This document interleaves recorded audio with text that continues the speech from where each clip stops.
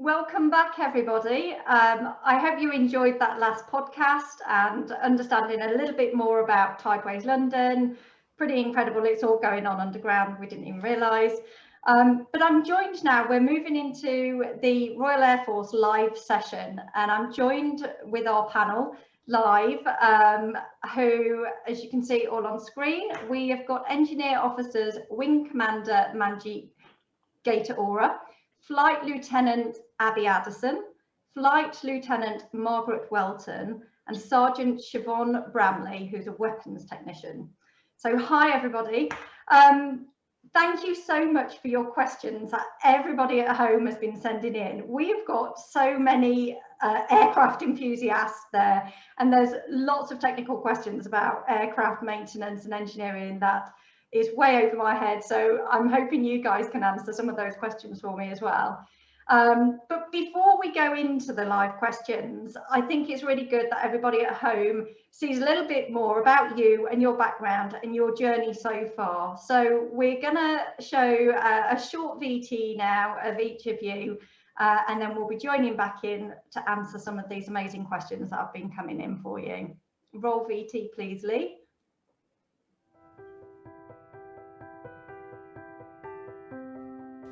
Hi, I'm Wing Commander Manjeet Gator-Ora, and I've now served over 21 years as an engineering officer in the Royal Air Force. I've actually served both sides, so we have two disciplines, the aerosystems side and the communications electronics side. But why did I join up?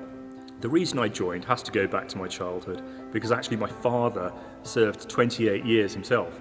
He was a survival equipment fitter, so he looked after helmets, parachutes and G-suits, anything really that would keep the pilot alive.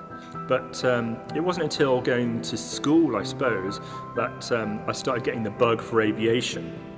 And I joined the after school craft design technology club and started making and flying my own radio control planes, which I still do now. So as a child, I also joined the Air Training Corps, which is a great organisation that's still going strong now. And there I learned map reading and shooting and learning about leadership as well. But the one thing I do remember is that it enabled me to go solo in gliders 2 weeks before I was even old enough to drive a car.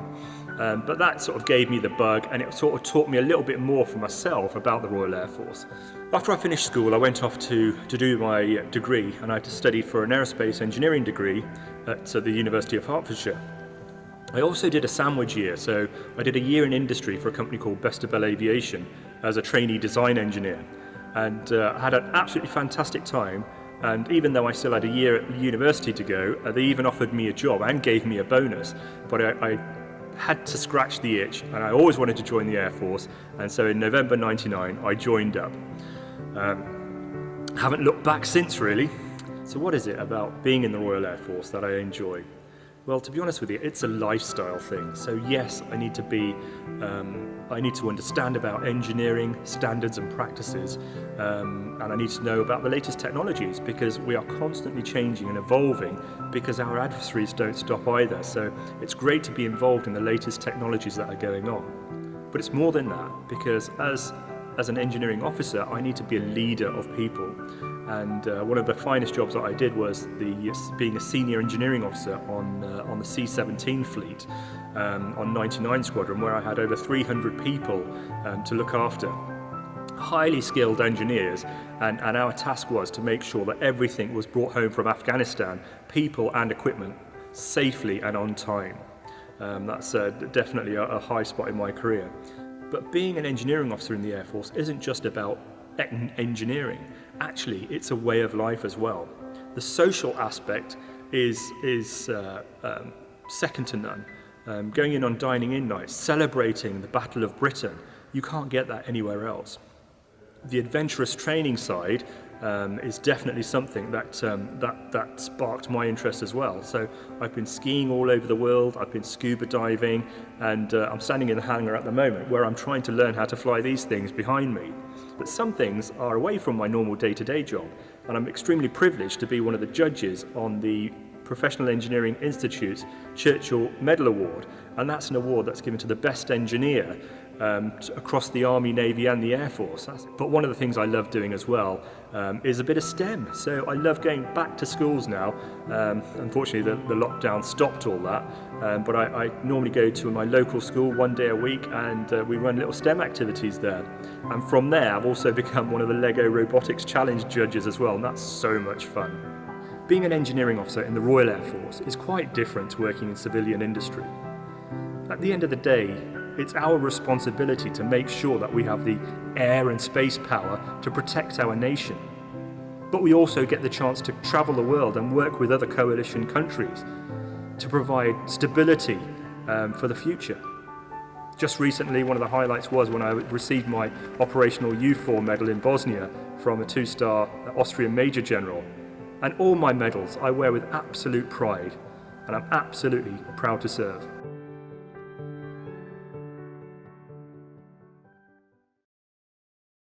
Hello, I'm Abby Addison. I'm a flight lieutenant and an engineer officer in the Royal Air Force. I'm going to tell you my story and give you a snapshot of what your life could be like too if you decide to join the Royal Air Force. But first, we just need to check that you like these. Aircraft. This is a pair of Hercules C-130 aircraft flying in formation at low level over the countryside. But we'll get back to those later. My story starts when I was 15 years old on something a little bit smaller. I was part of the Air Cadet organisation whilst I was in secondary school, and through this I was able to do a scholarship and go solo on my 16th birthday in one of these gliders. Due to being a goody two-shoes at school, I got decent grades and I was able to get a scholarship from the Air Force for 2 years. They sent me to boarding college where I was able to study maths, physics and chemistry. And then I was able to get a further 3 years of sponsorship throughout the whole of my university place at this fabulous institution. I don't know quite how I managed to fit it all in, but I spent a significant proportion of my winter holidays skiing with the Royal Air Force, and even a month over summer on exchange at the United States Air Force Academy in Colorado. And 3 years later, I left with a first-class honours degree in mechanical and materials engineering. I joined initial officer training based at RAF Cranwell in Lincolnshire straight after I finished university. And after a large amount of time standing in very neat lines next to my colleagues, it was time to graduate and march off the parade square as an officer. And of course you get to invite your family and friends along so they can watch the parade and celebrate the special day with you. So now that I'd spent 9 months learning how to be an officer in the Royal Air Force, getting really physically fit and learning about air power, it was time for me to undertake my Engineer Officer Foundation training. For this 9-month course, I moved to RAF Cosford in Wolverhampton. Another training course meant another graduation when I could be joined by my friends and family to help celebrate. Here we are. The grand old age of 23, I've done 3 years of university and 18 months of Air Force specific training, and I'm ready to be unleashed onto the world as an engineer. I moved to RAF Wittering in Cambridgeshire, and I was in charge of a team of 80 engineers. We fixed and maintained a large fleet of specialist vehicles, everything from Land Rovers through fire engines, fuel vehicles, up to heavy haulage trucks that were used by other units in the Royal Air Force. One of the many benefits of having your own office as an officer in the Royal Air Force is being able to get a puppy and bring him to work with you. This is Monty. Yes, that's the RAF newspaper, and no, he's not supposed to be eating it. It's quite usual to move around in the Royal Air Force every 2 to 3 years. So after a couple of years at RAF Wittering, it was time for me to move to RAF Brize Norton in Oxfordshire and take my position as a junior engineer officer on a flying squadron. On this flying squadron, I had engineering responsibility for just under 100 personnel. They were avionics technicians and mechanical technicians. They were maintaining and fixing the aircraft on a daily basis, fitting roll equipment, refueling the aircraft and making sure the aircraft were always available to go flying. After a couple of months on the squadron, I had a big assessment board which lasted all afternoon, where the senior engineers on the squadron had to satisfy themselves that I was competent to do my job. I knew the aircraft systems inside and out, and I was able to sign off the aircraft for flight. This was a really big career milestone and achievement for me, because holding these engineering authorizations was something that I've been working towards ever since I joined the Royal Air Force. It was a really busy few years of day shifts and night shifts where Monty got to come to work with me again, and 2 deployments to Operation Shader with a small team of engineers that I was in charge of. I even managed to fit in some battlefield tours to northern France with the team of engineers that worked on the squadron with me.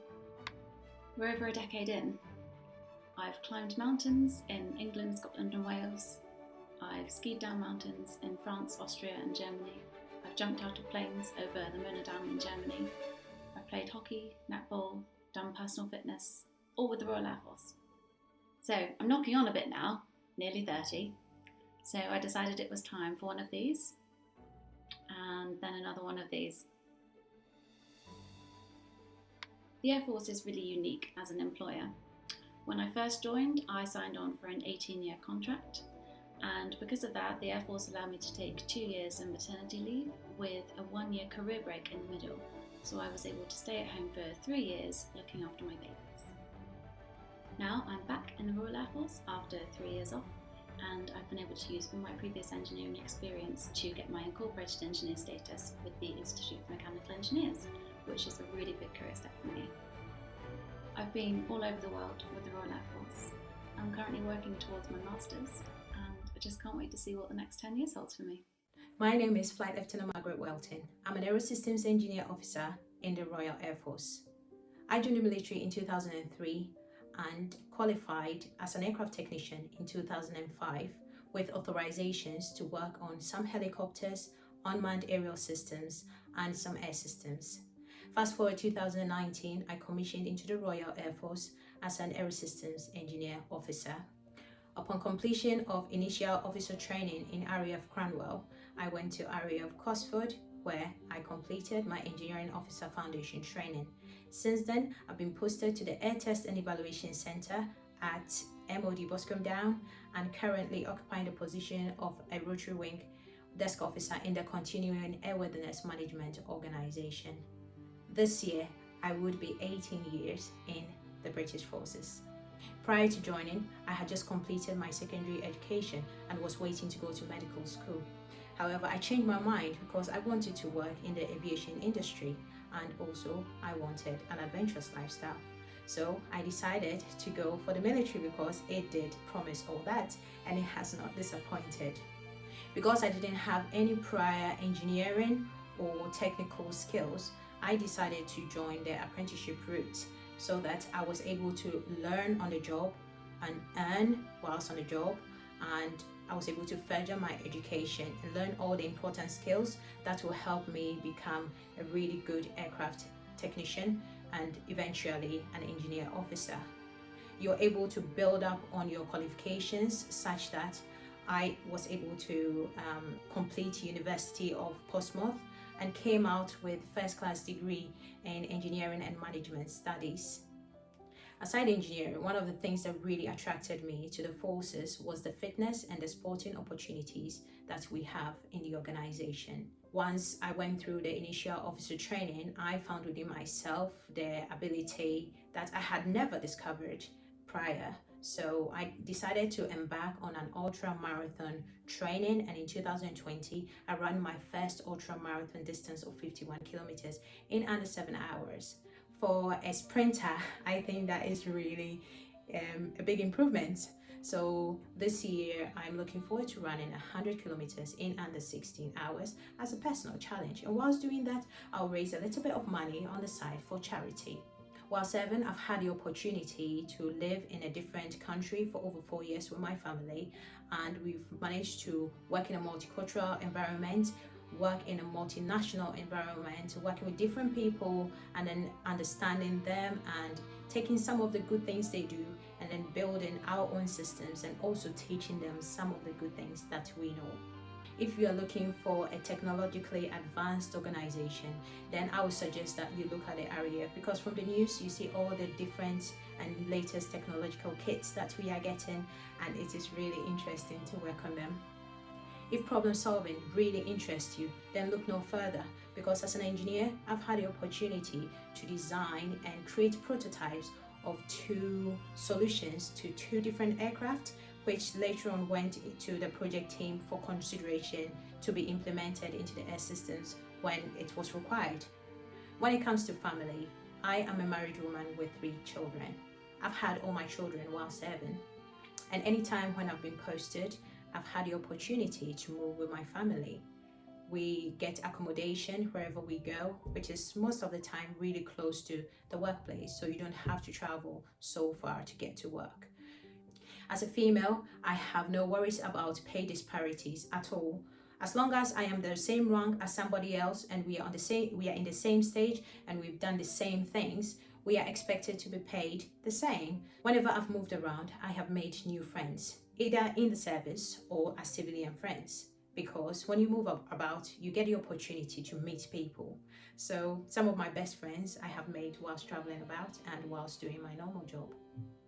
One of the career highs I've enjoyed is when an invitation was sent to me to meet with the Prime Minister at number 10 Downing Street as we celebrated Black History Month. Whilst there, I met really interesting people and it was a truly good day. If leadership really interests you, then look no further from the Royal Air Force, because going through training, we are taught the principles of leadership. We get to practice it, we get to teach it, and we get to learn from other people. So if you want to inspire someone with yourself, if you want to inspire someone with the things that you do and with your technical knowledge and abilities, then by all means, look no further from us. I would recommend the Royal Air Force to anybody who is looking for a long-term career, who is looking to go into the engineering field and want to serve their country and people. Anybody who is interested in sporting activities or adventure training. Anybody who is interested in making a difference wherever they go and learning and earning money. And anybody who is interested in developing themselves educationally and developing themselves as a person. If you are looking to make lifelong friends and you are looking to really improve your environment, then by all means, come and join us. And also, if you are thinking of having a family, by all means, you can do it in the military, so just come over. Next time, when you take your Internet Explorer or you go past an AFCO, be sure to look for roles in the Royal Air Force and look for roles in the engineering branch. Hello, my name is Siobhan Bramley and I'm a weapons technician in the RAF, one of the many engineering branches. I've been in the RAF for about 30 years. Quite a long time, a lot of people might say, but I thoroughly enjoyed my time. My job is incredibly varied. I get to work on all sorts of different equipment. I've worked on aircraft weapon systems, bombs, rockets, missiles, ejection seats that contain explosives to allow the pilot to escape from the aircraft. And I'm also a qualified bomb disposal operator. In fact, I've even worked on an unexploded ordnance from the Second World War just round the corner from my house. And I'm able to point that out to my children and say, Mummy did that. Something I'm incredibly proud of. So when I was at school, I went to an all-girls school, and the majority of girls that I went to school with wanted to be hairdressers, some wanted to be models, and one even wanted to be a tennis coach. But I wanted to do something different. At the time, a lot of people were saying, women can't do that, you're not strong enough. And I'm here to prove them wrong. I went out and I did it, and I've never looked back. Being a female within the RAF and in a trade that's got a lot of men in it, people think that it's going to be quite scary. Oh my gosh, all those men, they're going to be quite hard on you. But that really hasn't been my experience. I've gained a lot of brothers, uncles, and a few surrogate fathers ready to tell me, I don't think you should do that. No, I don't think you should get a tattoo. Yes, I will help you with your car, but I'm going to show you how to do it, which has been great. I've changed brake lines on my car, I've changed brakes, I've removed my fuel tank system, and all of that with their help so that I'm able to be independent, to be able to look at things and say, actually, I can fix that. I don't need to pay somebody to do it. Quite a funny moment was when I even stopped at the side of the road and helped a man to change the tyre as he had the little booklet out for his car. It really does make me chuckle. So being in the RAF, we are part of one big family, as I already alluded to, lots of brothers and sisters out there as well, which means that when you go out and you travel, you're having new experiences with lots of different people. I've been horse riding in Italy, I've climbed Mount Vesuvius while we were out there working, and to be able to share that with my friends who I work with has been absolutely amazing. I've played netball and volleyball in Germany, lived out in Cyprus and did some kneeboarding, been to lots of different theme parks in America. I can definitely recommend Six Flags, Canada, dolphins in Oman, swimming with those, so many different experiences. And to be able to do that with the people that you work with, make them even more special. People quite often ask you, what is your proudest moment? And I've had so many moments in the RAF. Sometimes it's difficult to think about. I've got 2 children and they'll always be the thing that I'm most proud of. But when you think about the different things that you have done, be it attending the Afro-Caribbean War Memorial that was launched out in Brixton and being part of that, coming from a Caribbean heritage, that was an incredibly important moment to me. When I attended Number 10 and met Theresa May, the Prime Minister at the time, and quite a few other people, that really was an amazing achievement. But the thing that I'm most proud of is gaining my degree at distinction with the help of the RAF during a time when I was getting ready to work out of area away from my family, but also my father died in the same year. To have that support was really amazing. So with all these different experiences that I've had, and I hope that that's inspiring you to try and do the same thing. It's something I'm really passionate about. I currently work in recruiting to inspire other young women out there, and men as well, but especially young women, to get into engineering, to learn about how things work and to be independent. So if you want to find out more, please search RAF recruitment, have a look on YouTube and at some of the videos that we have out there. We're on Twitter and Instagram as well. Pop into your local AVCO. There really is a lot of the different things that you can do as an engineer. Welcome back, everybody. It was so good to watch those clips of everybody. Really enjoyed finding out a little bit more about you, what your job entails, so many different aircrafts in those VTs as well. And we've got quite a few aircraft enthusiasts in the chat room who have been asking very specific questions, as I mentioned before, so it'd be great to get some of those answered. But I'm going to just kick off now with the first question, which I think is very apt for everybody, was the Royal Air Force your first choice of career? Well, I take that one first, then I'll start off. So for me, it was because my father was in the Air Force and he served 28 years. I mean, I was actually born in RAF Germany, so what was called RAF Germany at the time. And I grew up with it. I grew up with the RAF family, and you know, everything. I joined cadets, so I did all the right things. Then sort of went to university, and then I thought, okay, do you know what? I've done my first and second year in my degree. I think I'll go and do a year out. So I worked for a company called, like it said on the video, Vesterbill Aviation, and I had a really good time. And we were making things, designing and making things for quite a few of the aircraft, Western aircraft in the world. And they offered me a job, and I honestly, I nearly buckled, and I thought, okay, this is it. This is going to be my future. But then I thought, no, do you know what? I've always wanted to join the Air Force. I'm going to try it. I would regret it if I didn't. And yeah, once I joined up, the family was there. You know, it was still there when I joined up, and I haven't looked back since.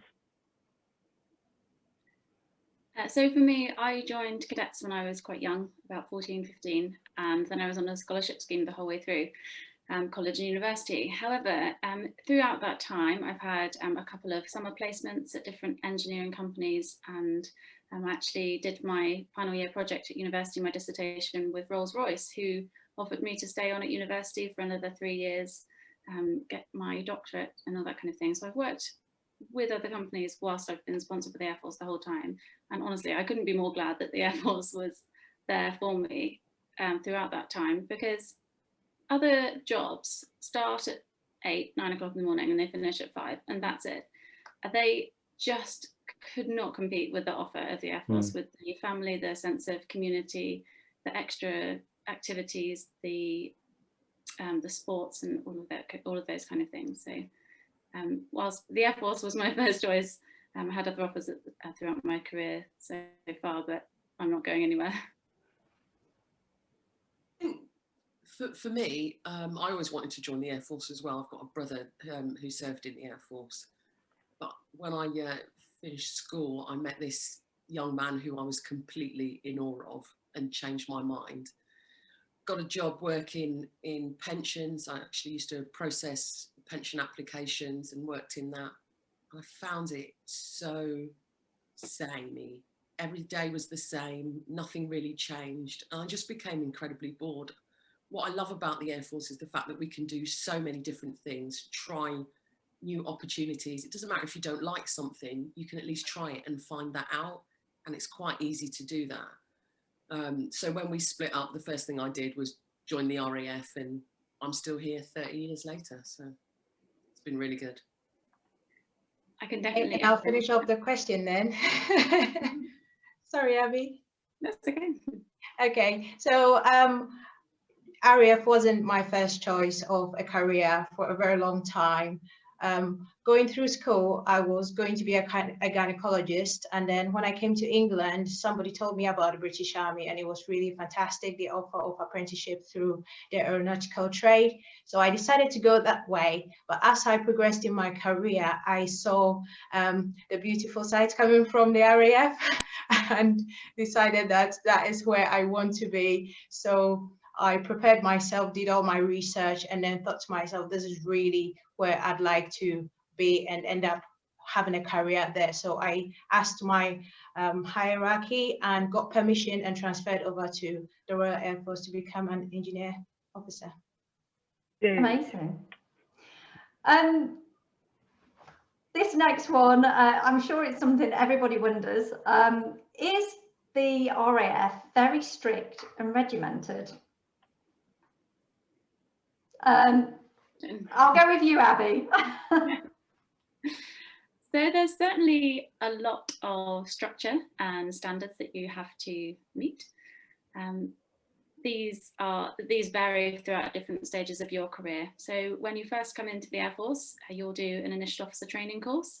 And that's a very structured course. There's a lot to learn. There's a lot to learn about the Air Force. There's a lot to learn about leadership. And there's a good fitness standard that you've got to maintain. But you're on a course with lots of other people going through at the same time. So you can really use the teamwork and camaraderie to get through. Yes, there are standards in IOT, initial officer training. There are various assessment phases that you've got to pass before you're ready to take your commission. Once you're finished your phase 1 training, you go into your specialist training, your engineer officer training. And again, it's similar to a university course. This is your professional training now. And you have a course at RAF Cosford in Wolverhampton. And you have lots of learning to do, lots of learning about the specific Air Force aircraft and the systems on board those aircraft. And you have exams at the end of the term as well. So yes, regimented and strict, definitely in those two senses. Once you get into your Air Force careers after training, then yes, the standards and regimented time still exists. You're expected to wear a uniform every day, and that's got to be prepared to the right standard. It's got to be ironed. You have to have your hair in a specific or a set way in accordance with the rules. But outside of that, once you're in your career, you as an officer, you definitely have quite a bit of control over your time and how you manage your workflow and how you manage your team. Yeah. I mean, in my experience, I'd have to say, do people shout at you? And people see, lads army and things like that. The Air Force isn't like that. And this is from what I've seen, not just I've done 21 years now, but also, growing up with it as well. It's never been in that way. Going through officer training, I can attest that our senior NCOs didn't shout at us unless we were marching about, but then you expect that. They're telling you to turn left and then telling you to turn right. But in my career, I've never really had to order anybody to do anything. And that's a really unusual thing to turn around and say, but it's about leadership. And the Air Force teaches you how to become a good leader, where you don't have to shout at anybody and order them. If you have to do that, something's gone wrong. But we are in the military, and you know, there may be a time when that needs to happen, but everybody's on the same wavelength and they know what's going on. So the reality is, I haven't had to order anybody to do anything. I can tell people to do things, and that's a leadership thing that the Air Force definitely teaches you to do. But the discipline that Abby talked about, that comes through everything. So it comes through your technical training, but it comes right from the start through your phase 1 training, teaching you how to, you have to, you do your bed in a certain way. But that's a slow process of learning to discipline yourself. And then when you're fixing an aircraft, you'll have that same discipline that you can't take shortcuts. You need to have those standards and practices. And then as you go through your career, you learn, the Air Force teaches you how to be a junior NCO, as a junior leader. And then as you go through as an officer, how to become a leader in that respect as well. So definitely from my experience, it's not really a shouty place.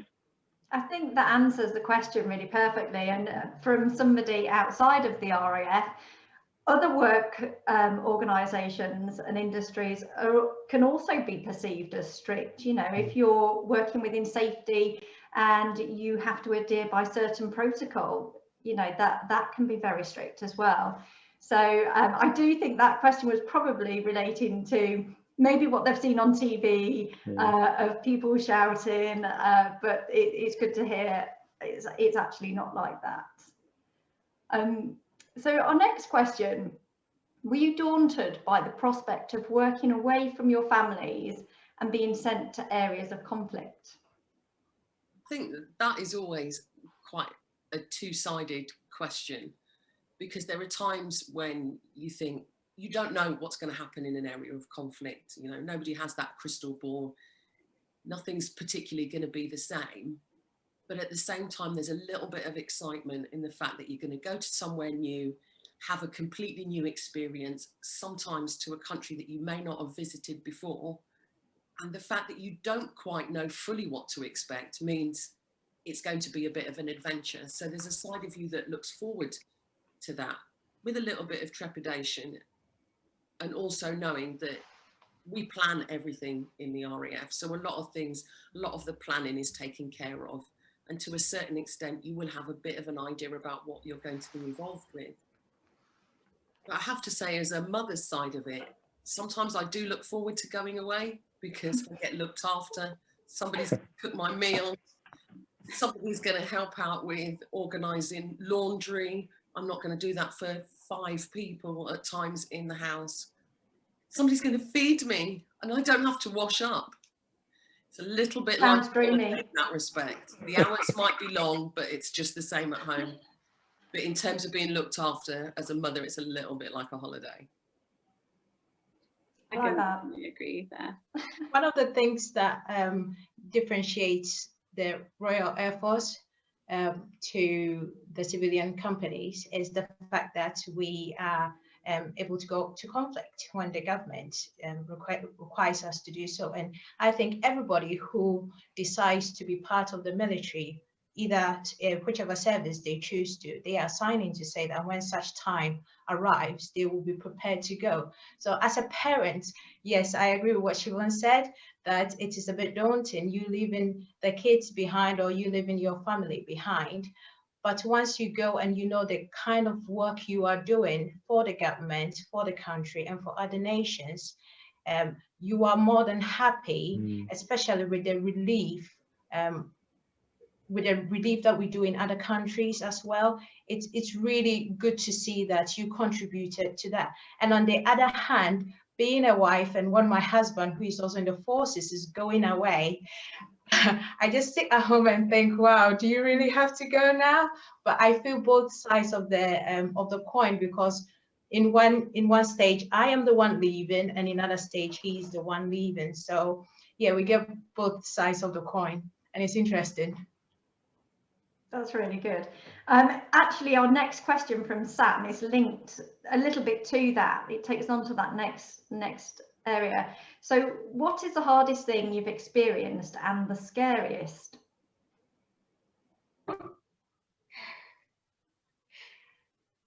Who's going to take that one? the Go on, scary Siobhan, you go thing for it. for me really hasn't been the work side of it. It was when I had the opportunity to go caving as one of our adventurous training courses, and just go into that hole where there's no light whatsoever and turn around in the dark, and I'm a little bit claustrophobic. Probably was one of the scariest things I've ever done, and I won't be doing it again. But with work, even as I'm trained in bomb disposal, and we've dealt with things from the Second World War right up to present day. Because of the training that we have and the extent of it, it's so thorough that you tend to be prepared for what's coming ahead of you. So you don't tend to really, you might be a little bit anxious, as we all get sometimes, what is going to be involved in it, but I wouldn't really say scared. I think one of the most, not scared, but anxious. So one of my roles was as the senior engineering officer on C-17s. And it was at the time when we were bringing everything back from Afghanistan. So all the people and troops. And I remember sitting there in a secret briefing room somewhere. And we had lots of TV screens around us, it was a bit like war games going on, sort of thing. And then it's going around the room, have we done this? Have we done this? And then it comes back to me, and all things are pointing at me saying, right, are we ready? Can we do this? Can we bring everything back in the timescales that we need to? And it still sends a shiver down my spine, sort of, puts the hairs on the back of my neck up. And it was an amazing time. It was an exhilarating time, and the training kicked in. But I knew that back home, back on the squadron, we'd done everything. We'd prepared everything. The guys were all trained. The aircraft were all prepped. But it was one of those moments when you say, was I scared? Apprehensive, definitely. But I can look back on it with what an amazing time of my life. Yeah. I think you would naturally assume, not having been in the military before, that the scariest times would be going away on operational deployments overseas. But actually, when you're ready to deploy as an individual or as a formed unit in the military, you've done so many months of training that you are ready to go as a team. You've packed everything, you've double, triple checked, the aircraft are ready, the people around you are ready, and you've got that team that you're going away with as well. So I would have to say some of the most personally, individually scary times were on adventurous training and sport. So throwing myself down the side of a mountain on a mountain bike, which is something I'm not very comfortable with, and it was a real stretch. In the Lake District with my team, and thankfully I didn't fall off. But I'm with you on that actually, and also caving. Oh my gosh, I've done that. Never again. Once and never again. There's only one way in and one way out. Margaret, maybe actually this one would be good for you to start us off on. Did you ever have any doubts about whether you could succeed within the RAF? And it's not just pointed out to you, Margaret, if everyone can have a go. Yeah, thanks for that question. So I did not have a doubt at all that I would succeed. In fact, as previously said, you get the opportunity to get all the training that you require to be a successful person in the trade or in the branch that you choose to go to. Everything is methodical. You are taught, you are given all the tools. And I remember the first time I worked or got my signatures on aircraft, I fixed it. And after that, they told me, just get in it and go and test, fly it. And I thought to myself, why did you go and fly in it? But then it's exactly, they said, well, you have fixed it. You know what you've done, and we've taught you everything. You're going with a pilot. So I sat in it and I thought, okay. And then as we lifted off, it was all going well. And then when we landed, I was so proud of myself after having fixed that aircraft, flown in it, and then camped back. I thought, this is really good. And then I got the confidence to continue with the job. And then as time goes on, I taught other people. So we share the information that we know, and we help other people to become brave. So yeah, really enjoyed every bit of it, every time. Great answer. Does anybody else want to add anything to that before we move on to the next question? I think that's quite a common feeling I'm quite an anxious person. Sometimes I worry quite a lot.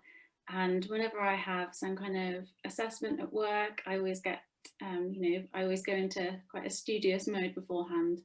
But actually having the team around you, you've always got people that have done the job before, they've taken that assessment before.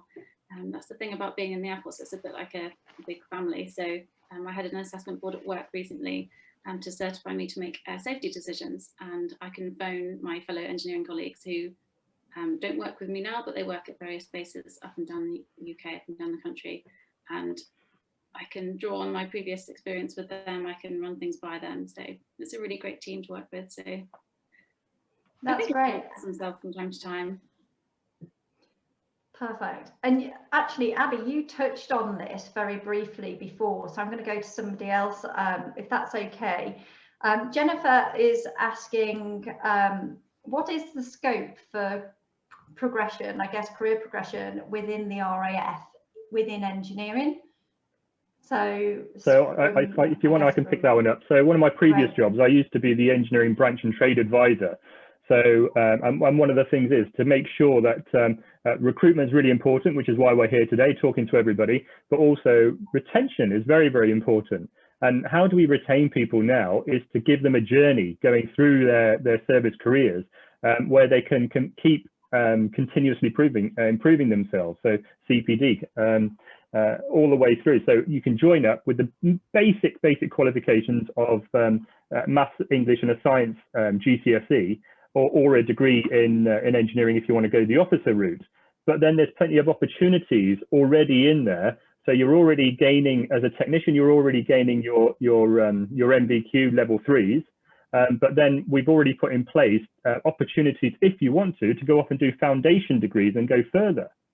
And then as you're going through as a technician, there's opportunities for you to commission and then go for engineering officer. And your education opportunities don't stop there either. As an engineering officer, we've got master's degrees opportunities. And I know for a fact that we've got somebody doing a PhD right now as well. But also the Air Force, for any trade, has learning credits that you can use as well. So the longer you stay in, the more learning credits you build up, and you can use those for something else that you may want to do. So there's always plenty of opportunities for you to go through. On the officer side in particular, we've got partnerships with all the professional engineering institutes as well. So all the training that we do is all recognized by them. And then you've got the journey that's going through your professionalization. So you're incorporated engineer through to your chartered status. So yeah, there's plenty of scope to keep improving. You don't just join up and then that's it. We want you to keep improving.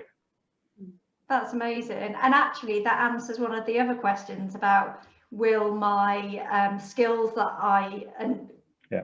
qualifications and experience that I gain within the Royal Air Force, if I was to leave the Royal Air Force, would they still be recognised somewhere else? Absolutely. No, you're absolutely right. And it's not just that. So not only are you already trained up, especially on the cyber side as well, if you're inclined to look at that the sort of networks area, we have to get all the qualifications that civilian industry use as well. So they're all recognized externally, but then people see us, and it comes back to this discipline thing again, and the quality and the standards that we're trained to do, and we live and breathe it all the time. That industry actually, they like military people because they know what they're getting. Throughout various different stages of your Air Force career, your jobs, even as an engineer officer, can take on quite different flavours. So throughout the initial officer training period, all of that training is accredited by the Institute of Leadership and Management. So you can, if you want to, apply to have a level 5, 6 and 7 and complete further studies. So you can become chartered with that institution. Your engineering day job gives you the opportunity to demonstrate skills to become incorporated with some of the various engineering institutions and go all the way through to chartered as well. I've had a couple of different flavours of jobs since I've been in the Royal Air Force. I've worked with aircraft, I've worked with vehicles, and now I'm working in a more procurement-based environment. and that's allowing me to gather all my skills ready in a year or so to go for my chartership. So I've only been in quite a short time, but I'm actually moving through a journey towards my professional accreditation at chartership. Wow, amazing. That actually answers part of Izzy's question. So Izzy wants to know, as a mechanical or technical engineer, do you get to move around a lot? And Abby, you highlighted that perfectly, that you can move around. Can you stay within the engineering corp and move around into different departments within engineering, say, for example? Yes, absolutely. So there's a career progression you would take as a junior engineering officer. When you first start out, you have a job that looks after a certain piece of equipment and possibly a small flight of people to look after. And as you move through your career, you get exposed to bigger flights, and you get to work with aircraft. In terms of your career going forwards, you do have quite a lot of say about which area you want to take that in. So now I've moved into the procurement world. I can maybe do another job straight after this one and staying in the procurement world and getting my skills with regards to accounting and financing and project management to quite a high level before I move on. As an engineer, we can do different jobs in the Air Force. We call them out of branch jobs. So for example, I could do a tour within the recruitment world, or I could do a tour within the administrative world. And so you can change the flavour of your career for a couple of years at a time. Perfect. There's so many questions coming in. This is really great. If I could just touch on that as well. So Abby's talked about the officer journey there, but also as a technician, I actually know pilots who started off their careers as technicians, fixing aeroplanes, and then they've gone through, got their degrees, they've done a little bit more education, but they've become pilots.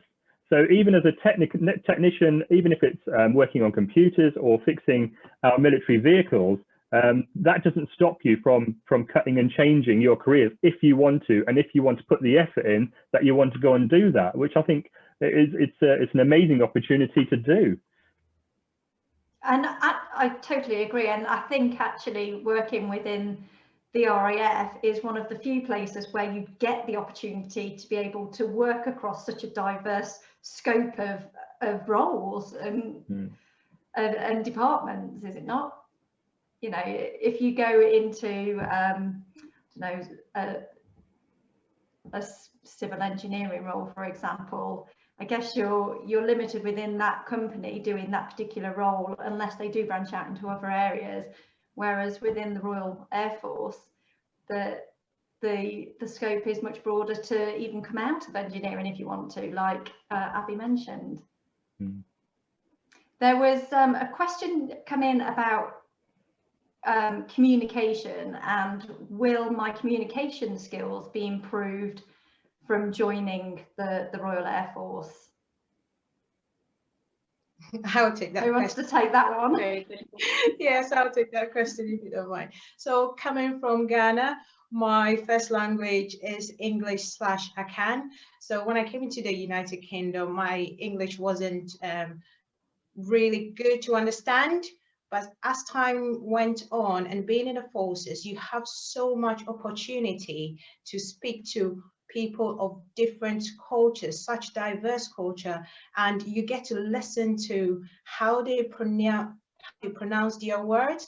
And I remember when I was in very, very early in my military career, I was listening to some Scottish guy speak, and all I said was, "Pardon? What did you say?" Pardon. So I kept going, but eventually I tuned my ears to what they are saying, so I was able to understand them, and they were also able to understand me. So there is a lot of language learning and picking up other accents, and that is what I think makes us so such a good organization, because we pick up all these accents, we pick up all these different pronunciation intonations, and then we translate them very quickly to give the stakeholder what their requirement is. So we are able to work across a big area of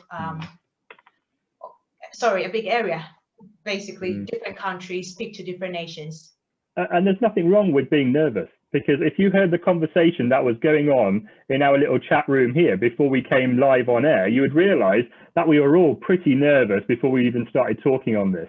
I mean, in my 21 years, I remember when I was a very young junior officer briefing 10 people, and I was very, very nervous there. And it's the prep you do and it's the training you have. But I still get really nervous if I'm briefing 300 people in a big auditorium as well. So there's nothing wrong with being nervous. It's only natural. But the Air Force lets you build that confidence up at a slow pace, and it teaches you how to talk to people as well. So the Air Force will improve your confidence, and and that will in due course improve your communication skills as well, without a doubt. Certainly, with regards to public speaking, you are exposed to opportunities to speak in front of large numbers of people from the very first day in training in the Air Force. And once you get into your engineering jobs, you're routinely expected to stand up and talk in front of 80, 100, 150 people if you're on a flying squadron. So whilst that can be quite nerve-wracking at the start, the fact that you are doing it so much, it really, really improves your confidence in the area. Brilliant, thank you. Our next question, we've had a couple very, very similar, so it's something that you can all have a go at. So have there been times within your career where, being a woman, you have felt discriminated towards or felt uncomfortable within the work environment? Manjeet, you're going to take that one first.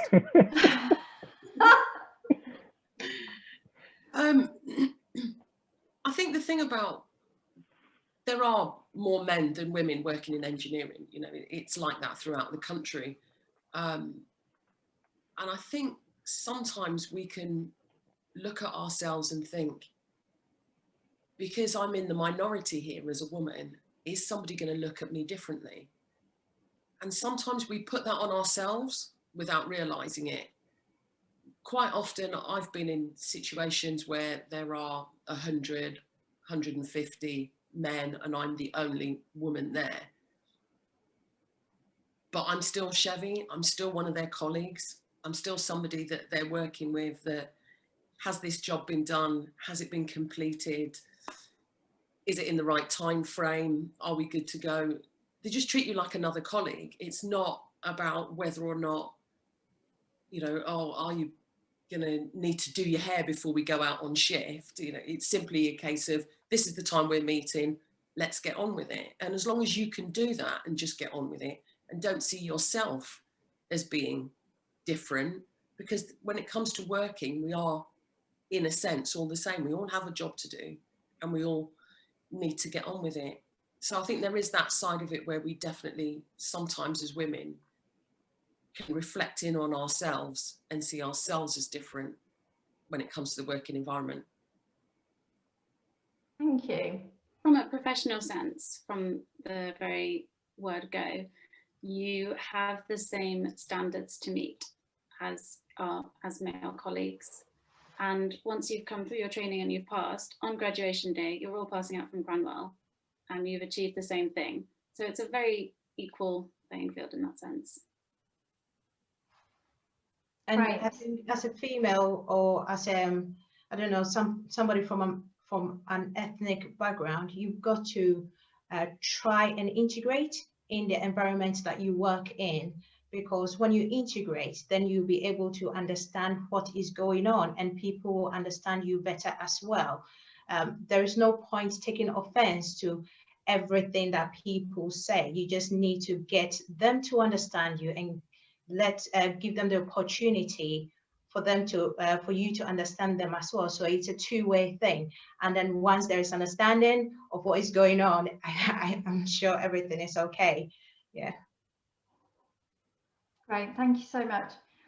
We get asked the diversity questions all the time, and it's really important to address it. I think the armed forces are stereotypically male dominated, and the whole of the engineering industry is crying out for more women, more people from ethnic minority backgrounds, which is why we're all here today as well, to just address that and increase the number of women coming through and making applications to join the Royal Air Force as well.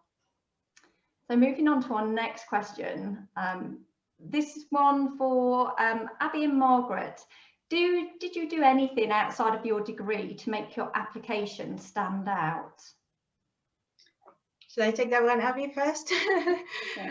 Okay, so I think my path was a little bit different from Abby because I had been in the military. I had served in the junior ranks and then changed later and commissioned into the officer role. So I built experience before going into the degree. I started off with the apprenticeship and then got a degree off the back of all my apprenticeships that I had accumulated, and then joined the RAF that way.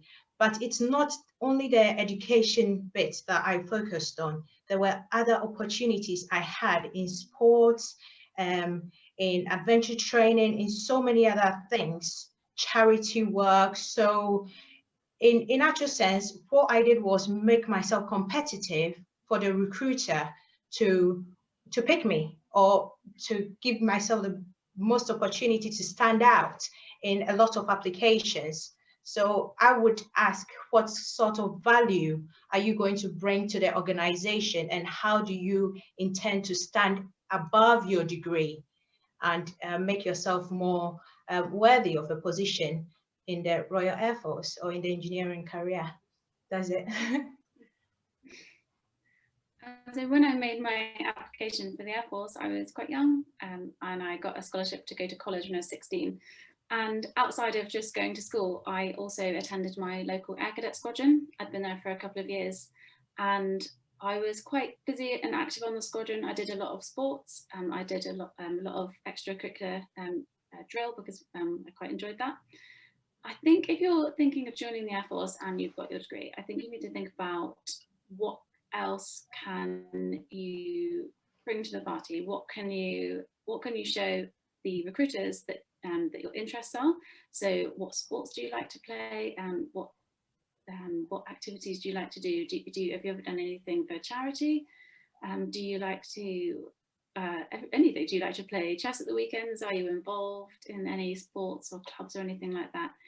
Because the Air Force isn't just a 9-to-5 job. There's so many other activities that you can take part in after the working day or throughout the working day. So I think that's really important to think about what you can bring to the table to show that you're different, to show different facets of your personality. And actually, we've got a question that leads on quite nicely from that.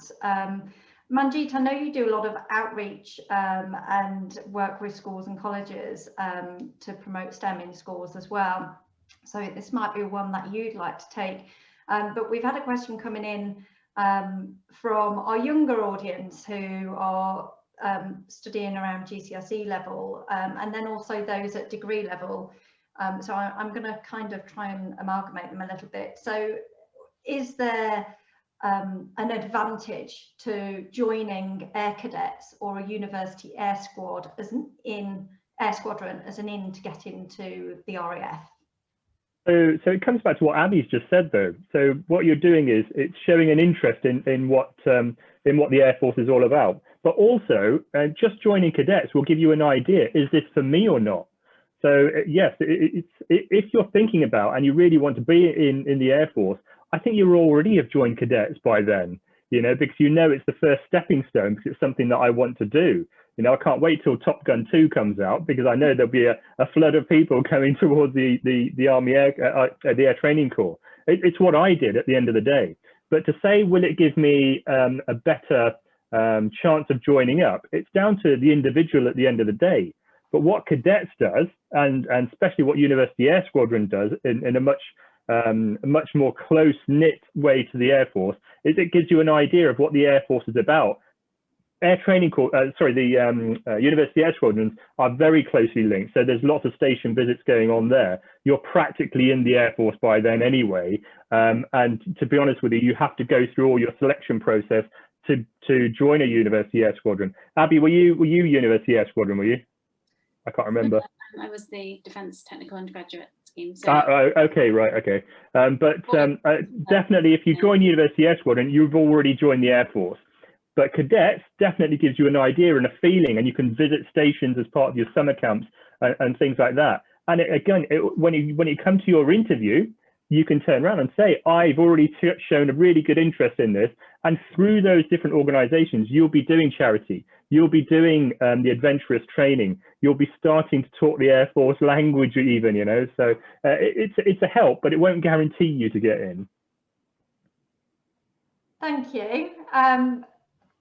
Yes, I imagine as well, by showing a genuine interest, you probably have already joined up. What's the youngest age you can join the Air Cadets, Manjeet? So someone tell me, when I joined up, it was 13 3/4 for some unknown reason. I think it's either 13 or 14. Someone correct me on that one. It might be 14 now, I think. Someone correct me. It's 13 3/4 for I think it was insurance purposes or something. Yeah. Maybe the recruiters on the line can clarify that. And what's the oldest age it goes to, Air Cadets? So it's you become a cadet warrant officer. I think you can serve till about 20, but by that time already you're already looking at you would have already done your looking at going to university by that. So people normally leave because of circumstance more than being cadet. But then if you wanted to stay on, and this is for other people, parents and things like that, they always need people to support the squadrons as well. So this is a message that goes out to not just to the kids out there, but also to their parents as well, that they can go and volunteer their services as well. That's good to know.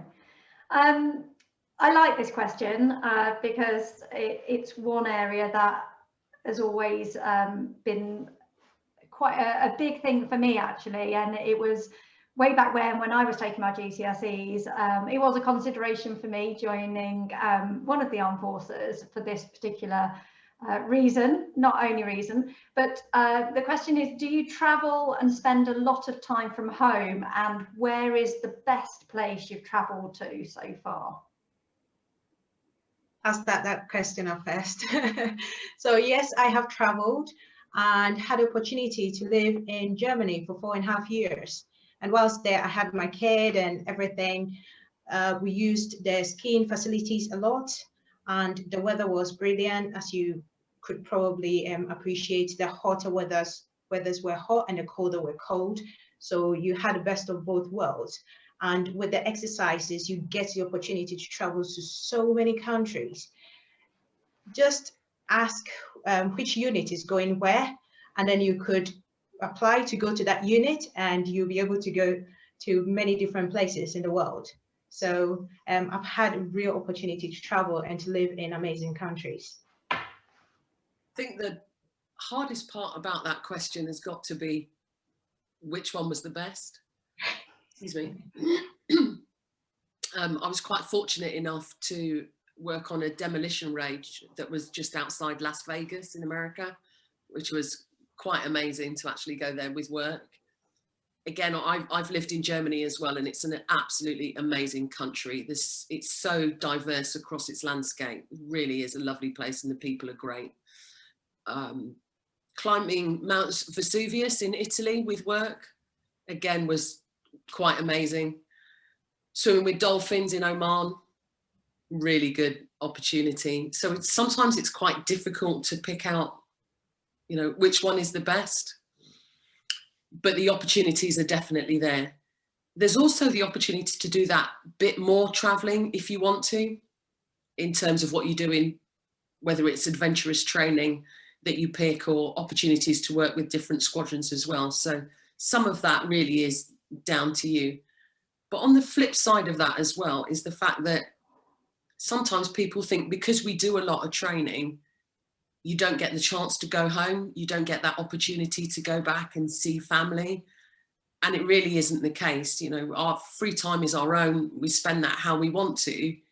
It's just that with the opportunity to do so many different things, you don't always tend to go home. But yeah, definitely a lot of opportunities for travel. Yeah. Travel is a massive Sorry, go on, part. Abby. Oh, thank you. Travel is a massive, massive part of life in the Air Force. As an officer, your jobs are generally 2 to 3 years in one location, and then you can move around various different parts of the country.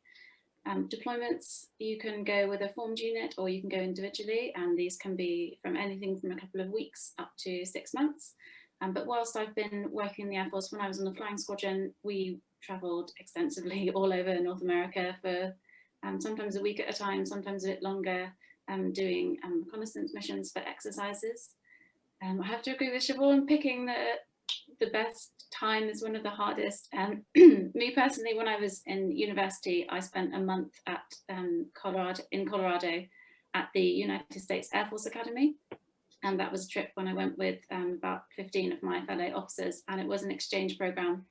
So we got to see how the American Air Force trained their Air Force officers ready for service. And we just had great adventure there. We went on a couple of military exercises with them, and we got to experience a bit of Colorado life, and we got to do lots of adventurous activities such as climbing.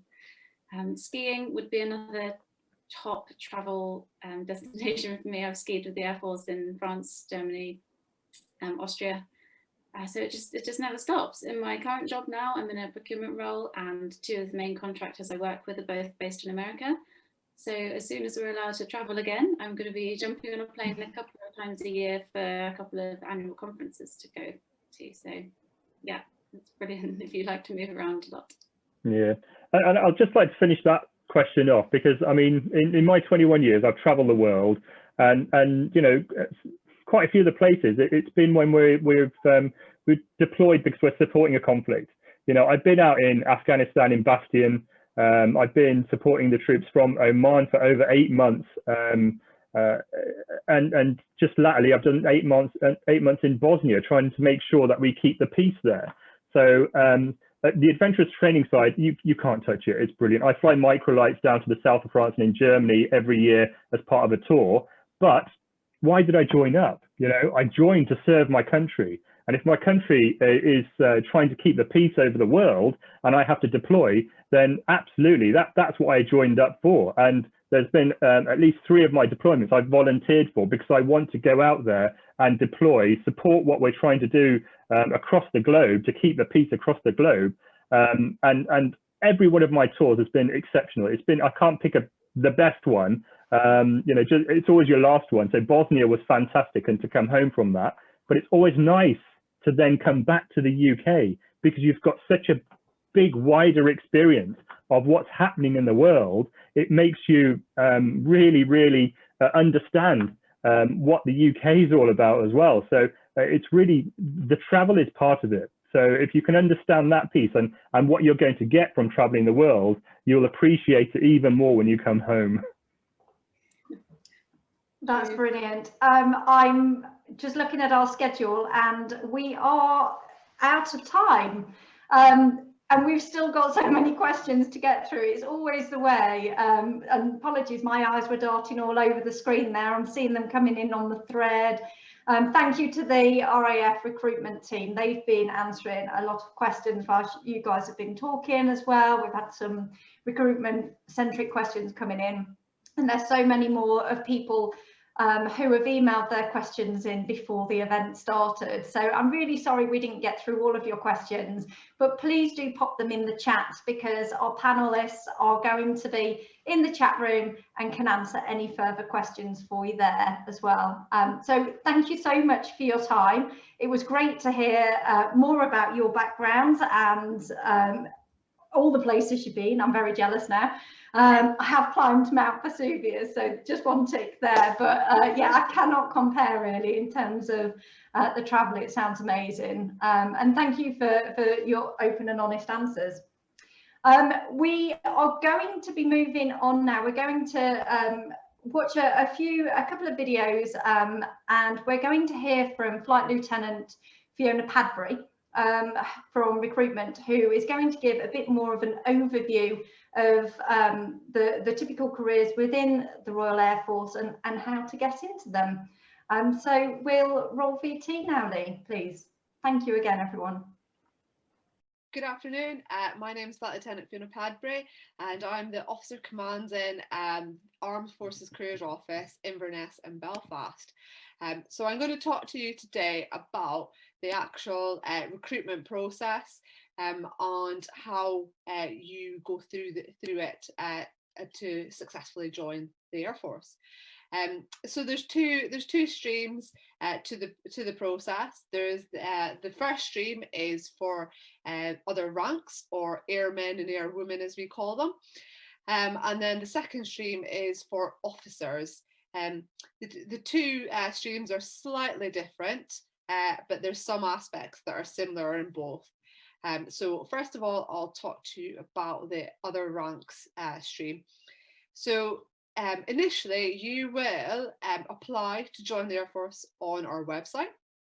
Your application will then be processed by the virtual AFCO. So AFCO is Armed Forces Careers Office. And your application will then be checked to see if you're eligible to join the Air Force. If that's successful, your application will then be handed off to your local careers office. For example, anybody who joins from the northeast of Scotland, the Highlands or Islands, their application will be processed through my office in Inverness. And likewise, anybody who joins the Air Force from Northern Ireland or the Republic of Ireland will be processed through the careers office in Belfast. So there is a number of Armed Forces careers offices across the UK, which will become your local office when you're dealing with your application. So once your application lands there, a recruiter will call you. They will welcome you to the process and talk you through what will happen. First of all, you will be asked to attend an online presentation, or should I say watch an online presentation, which is on YouTube. And some careers offices at the moment are actually doing virtual presentations as well, if you're lucky enough to be invited to one of those. Following that, you'll be invited into the careers office to sit the aptitude test. Now, everybody joining from the ranks or joining the ranks is to sit an aptitude test, and this will determine what trade, or should I say job, that you might be eligible to go for or for apply.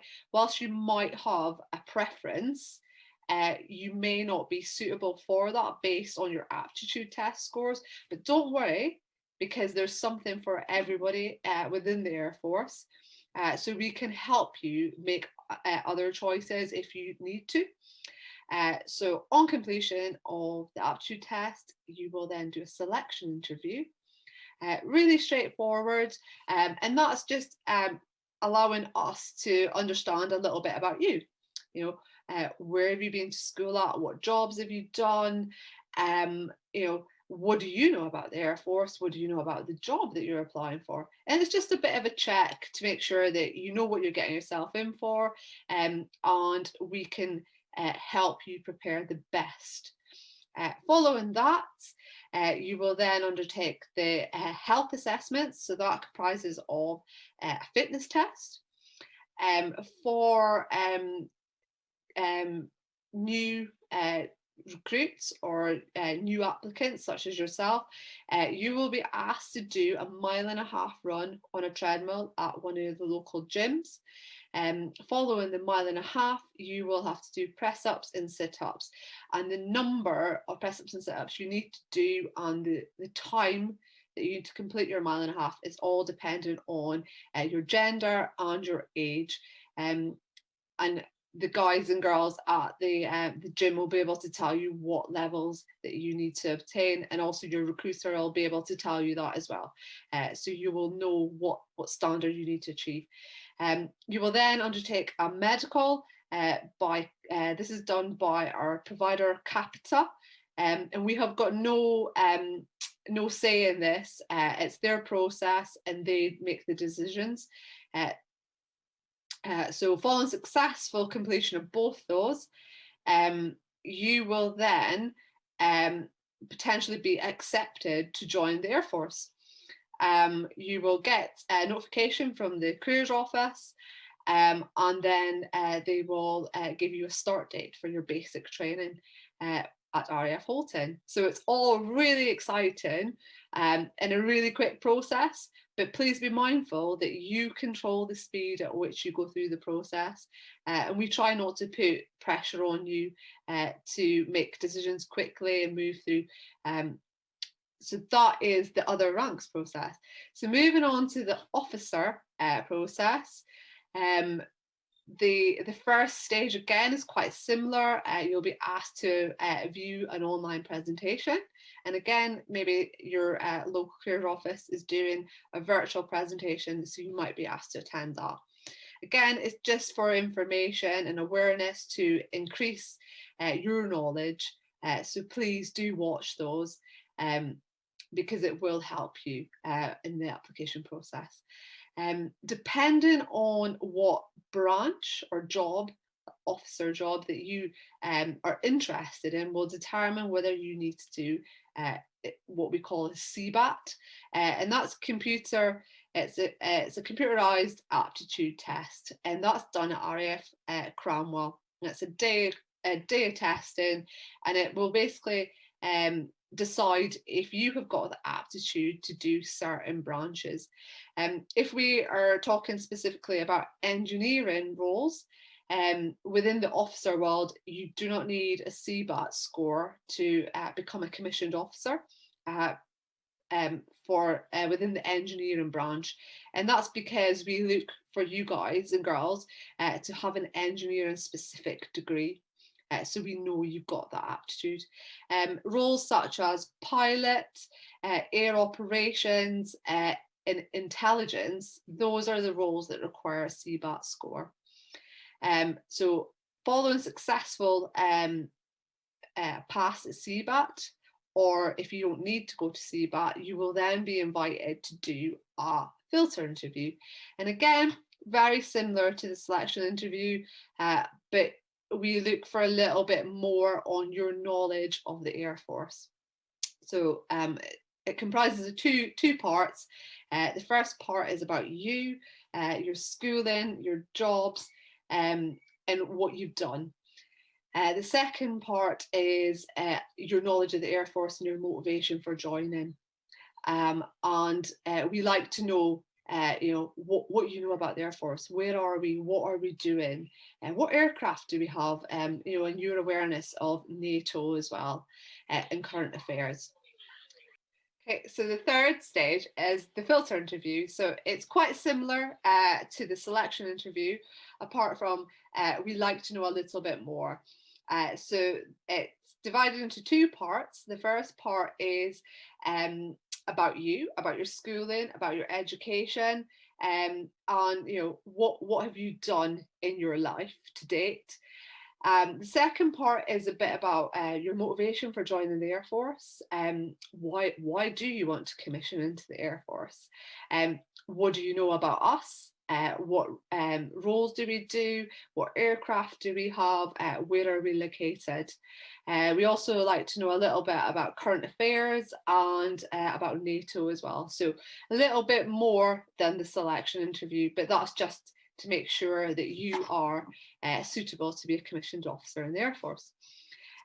Successful pass of the filter interview will then lead you on to the medical and fitness test. Again, exactly the same as the airman route.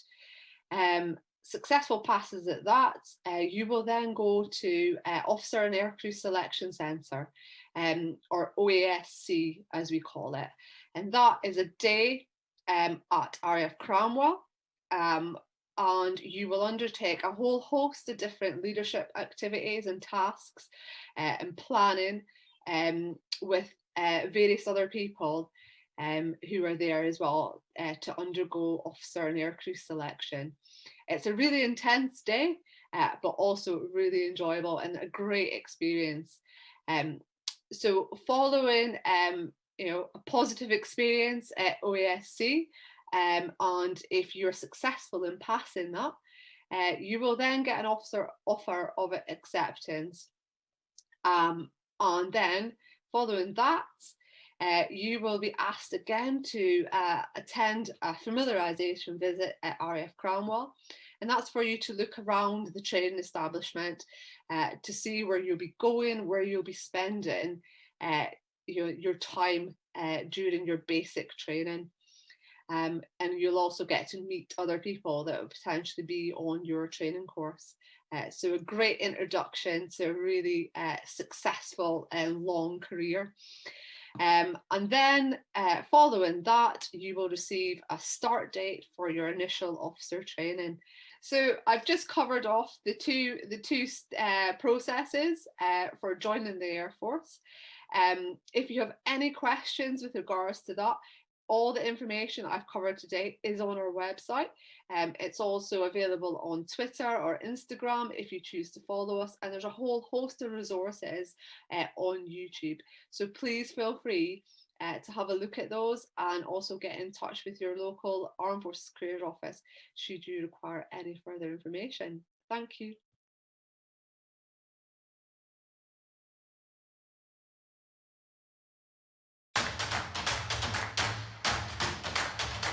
I'm Chief Tech Mark Long. I joined the Air Force in October 2000 as an aircraft technician for avionics. I went through training and learned how to facilitate the fixing of aircraft and all the software systems on aircraft. So I've worked in a variety of different roles. I've worked fixing the electronics on Jaguar aircraft, so all the different systems that are on Jaguar, from laser heads to inertial navigation systems. I've then moved into the world of electronic warfare and producing software for electronic warfare for aircraft platform safety. And I'm currently working outside of my trade, and I'm working within the recruitment selection headquarters, producing various stats and elements that are required to develop our recruitment. As part of my role within recruitment selection, I'm a database manager, so we liaise with various different departments within recruitment, as well as the Armed Forces Careers Office, to make sure that the recruitment process goes smoothly and that we capture all the data that we need from candidates. Personally, I haven't had any issues at all with being gay and in the military. I think the RAF is a very inclusive organisation. The various managers that I've worked for have always been very accepting, as well as the rest of my colleagues. And I find very comfortable about being open about my sexuality and my sexual orientation and letting people know, and I'm always welcomed when I'm meeting new people and my sexuality or sexual orientation comes up within conversation when people are asking about what my personal circumstances are in my family life and background. At the end of the day, you're all there to do a job, and no one's bothered about your sexual orientation, sexuality, or whether you're a member of the LGBT community. And there's a very good spirit that everyone's there to get on, support each other, and do the job that we're meant to do. It's always good to meet new people, and you certainly get that when you're working in the Royal Air Force. And as part of that, I've met a number of people from the LGBT community. Whilst you get to know each other, you find out about the different experiences that they've had, but it also acts as a good support network to get to know people. We have the Freedom Network, which is a group of people that set up a support network for the LGBT community, but we also have the Diversity Allies programme, which is starting up and looking across not only the LGBT community, but all areas to support anyone that might need some help and provide them with that signposting of where to go.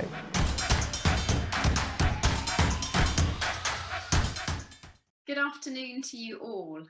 My name is Suzanne McLaughlin, and my current job in the Royal Air Force is as the head of engineering branch and trades, where I'm responsible for the recruitment, development and retention of all of our RAF engineers and technicians. I would like to begin by emphasising a fact. The world we live in today is changing. It always has been, but new kinds of crisis are transforming many of our roles and the way in which we work. From controlling the airspace over a combat zone to delivering aid to those in need, we have been able to respond at a moment's notice, wherever and whenever needed, to take on any challenge. It is in this exciting world that our RAF engineers live and work. As an engineer in the Royal Air Force, you'll become a skilled professional, a leader and a manager, and will be joining the ranks of the very best and brightest personnel. Of the Royal Air Force's 30,000 strong force today, I am proud to say that just over a third of us are engineers, covering 11 specific engineering roles. As many of you may be aware, both operations in the air and operations on the ground relies upon up-to-date technology, from some of the fastest aircraft in the world to cutting-edge communications and electronics. From some of the fastest aircraft in the world to cutting-edge communications electronics, this technology is the responsibility of our teams of engineering officers and technicians. My time as an engineer in the Royal Air Force has seen me develop as a communications electronics engineer. I have conducted numerous roles and I've had a fantastic time. Therefore, I fully concur with the panelists that choosing a career within our branch or trade is a decision you will not regret. Engineers in the Royal Air Force are essential for the success of every one of our missions.